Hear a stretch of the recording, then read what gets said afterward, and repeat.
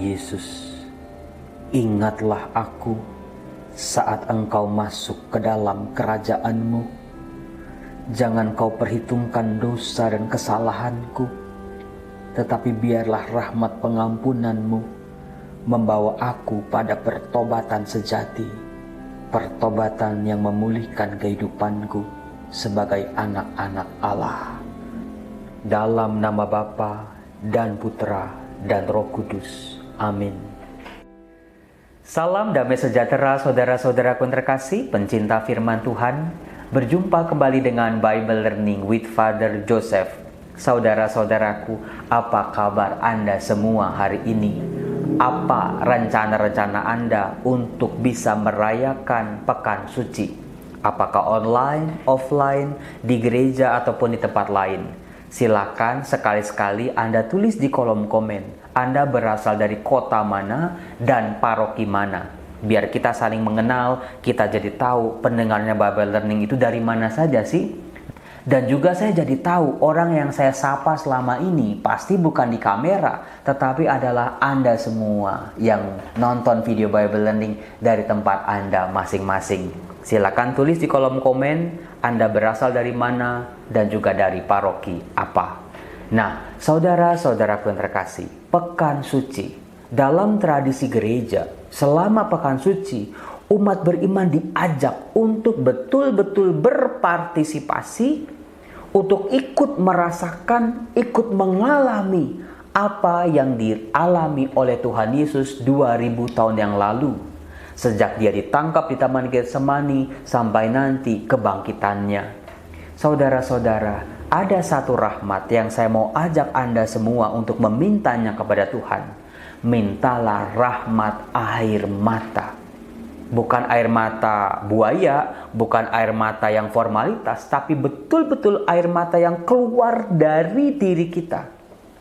Ketika kita membayangkan Tuhan Yesus ditangkap di Taman Getsemani, ketika dia mencuci kaki para muridnya, ketika dia ditinggalkan oleh para muridnya, ketika dia disesah, ditampar, diludahi, dikenakan mahkota duri, dihina di depan umum, difitnah.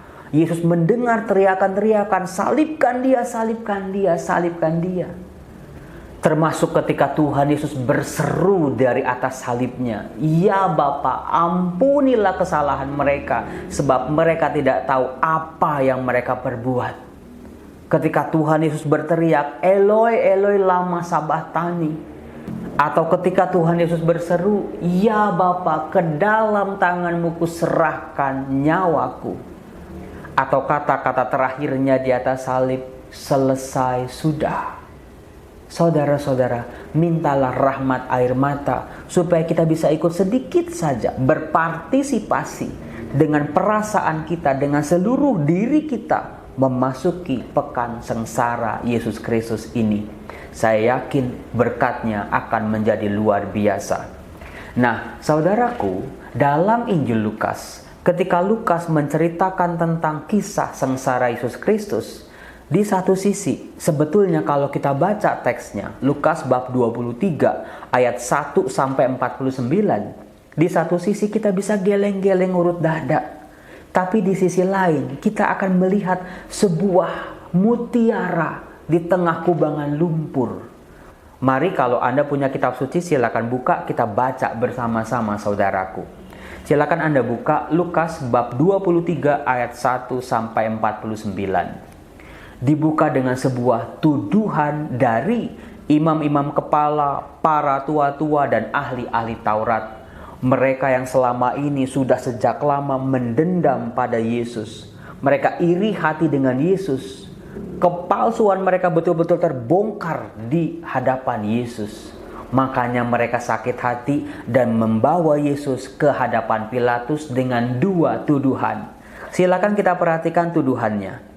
Di situ dikatakan begini, "Telah kedapatan oleh kami bahwa orang ini menyesatkan bangsa kami.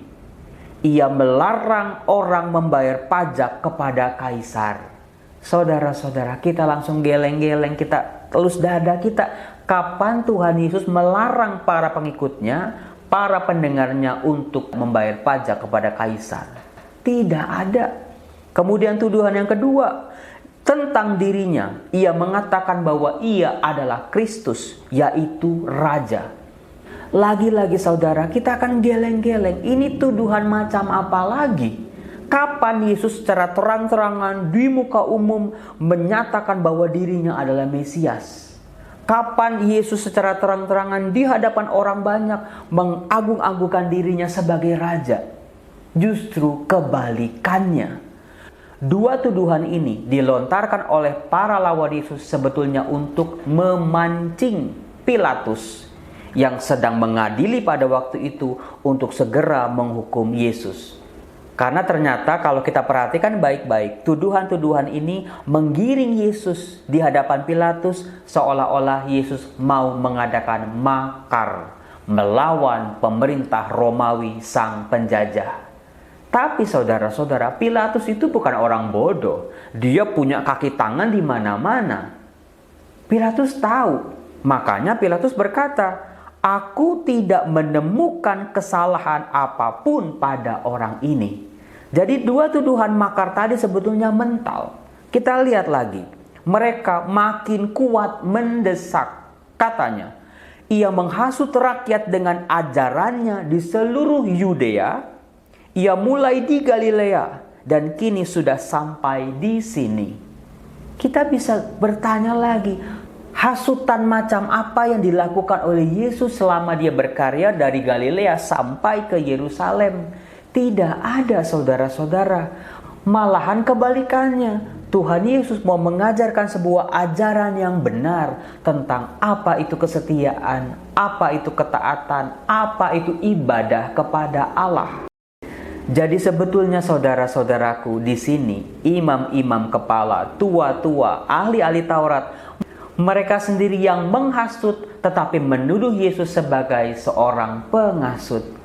Saudara-saudara, inilah kuasa kejahatan yang membuat manusia tidak bahagia hidupnya. Yang membawa penderitaan demi penderitaan, ketidakadilan demi ketidakadilan, kecurangan demi kecurangan. Karena kita manusia seringkali, kita yang berbuat salah tetapi kita lemparkan kepada orang lain. Itulah pemandangan yang terjadi di sekitar salib, saudara-saudaraku yang terkasih.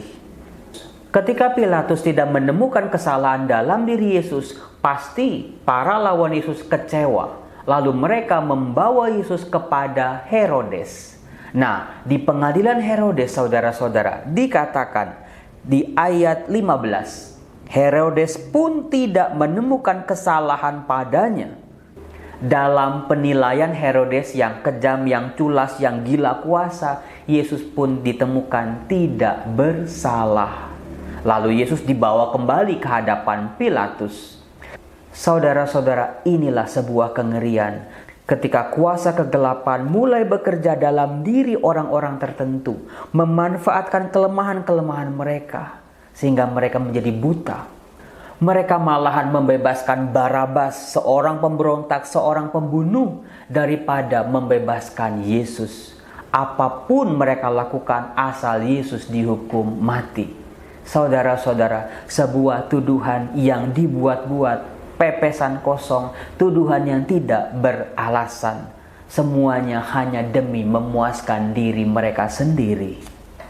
Untuk kedua kalinya di ayat 22, Pilatus sekali lagi tidak menemukan kesalahan dalam diri Yesus.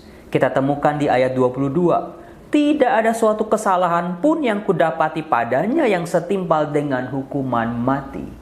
Saudara-saudara, Yesus yang disesah, yang diolok-olok, yang disiksa, itu pun tidak memuaskan para lawan yang sudah kesetanan ini. Tetapi saudara-saudara, yang namanya Injil Lukas, selain menceritakan kekejian demi kekejian tadi, ternyata Injil Lukas juga tidak ketinggalan menceritakan mutiara-mutiara dalam kubangan lumpur. Mutiara pertama yang bisa kita langsung temukan ada di ayat 26, di mana dikatakan, ketika membawa Yesus untuk disalibkan, para serdadu menahan seorang yang bernama Simon dari Kirene yang baru datang dari luar kota. Ia meletakkan salib Yesus di atas bahunya. Saudara-saudaraku yang terkasih, wajah Simon dari Kirene adalah wajah manusia yang diajak untuk ikut berpartisipasi. Kalau kita lihat, Simon dari Kirene dikatakan baru pulang dari luar kota. Tradisi lain mengatakan dia baru pulang dari ladang. Wajah Simon dari Kirene adalah wajah kita yang seringkali sibuk dengan pekerjaan demi pekerjaan sehingga kita lupa apa yang sedang terjadi. Maka dari itu, Simon dari Kirene diajak untuk berpartisipasi. Jangan hanya sibuk dengan pekerjaan, dengan dunianya, dengan mencari nafkah. Ikut berpartisipasi dalam penderitaan Yesus. Mutiara yang kedua adalah kita temukan dari penjahat yang bertobat. Yesus disalibkan bersama dua orang penjahat. Dan kita semua sudah tahu, yang satu tidak bertobat, tetapi yang satu lagi bertobat. Dia menyadari kesalahannya, dia menerima penghukumannya, dan juga dia mengakui Yesus sebagai Raja. Di detik-detik terakhir hidupnya, dia menerima sebuah pengampunan. Saudara-saudaraku yang terkasih, nanti di hari Jumat, katakanlah dalam doa-doa Anda, Yesus, ingat aku saat Engkau masuk dalam kerajaan-Mu. Seorang penjahat saja yang bertobat di akhir-akhir hidupnya memperoleh ampunan, apalagi saya dan juga Anda. Sementara mutiara yang ketiga bisa kita lihat dari ayat 47. Dikatakan ketika kepala pasukan melihat apa yang terjadi, ia memuliakan Allah. Dia mengatakan, sungguh orang ini adalah orang benar. Dia bukan orang Yahudi, dia bukan murid Yesus, dia hanyalah seorang kepala prajurit yang kejam. Bisa jadi dia ikut mensesah Yesus, dia ikut menangkap Yesus, dia ikut menyiksa Yesus. Tetapi di hadapannya diperlihatkan sebuah kebenaran sehingga membuat dia bertobat dan memuliakan Allah. Saudara-saudara yang terkasih, itulah wajah di sekitar salib Yesus. Anda mau jadi siapa? Apakah Anda mau menjadi seperti ahli-ahli Taurat, imam-imam kepala dan para tua-tua yang buta karena dengki, amarah dan iri hati? Atau Anda mau seperti Simon Kirene, penjahat yang bertobat dan kepala pasukan, melihat kemuliaan Allah di bawah salibnya? Saudara-saudara, mari kita memasuki pekan suci dengan hati yang bersih, betul-betul ikut sengsara Yesus Kristus sampai nanti wafat dan kebangkitannya. Salam damai sejahtera, Tuhan Yesus memberkati. Salam.